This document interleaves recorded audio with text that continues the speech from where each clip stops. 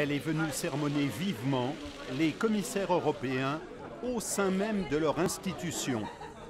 Pour Greta Thunberg, la loi climatique proposée aujourd'hui par Bruxelles est une capitulation car elle fixe des objectifs de réduction du CO2 trop flous et trop lointains. Même discours sans concession un peu plus tard au Parlement européen. Au passage, la jeune activiste jette un regard furtif à la banderole de soutien brandie par des députés suédois, puis à la tribune, elle porte l'estocade. Lorsque l'Union européenne présente sa loi climatique avec un objectif carbone en 2050, elle rend les armes en fait. Elle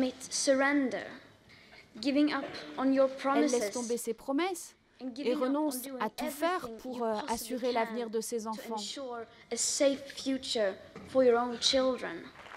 Des propos très applaudis par les eurodéputés qui saluent la colère de Greta Thunberg et demandent à la Commission européenne d'être plus ambitieuse. Elle a raison d'être énervée, elle a raison d'être exaspérée par le fait que ça fait 30 ans que l'on sait. Ça fait 30 ans que les scientifiques du GIEC, du climat, nous disent la vérité scientifique. C'est pour ça que cette loi climat, elle est bienvenue, mais elle est insuffisante et que nous allons la renforcer.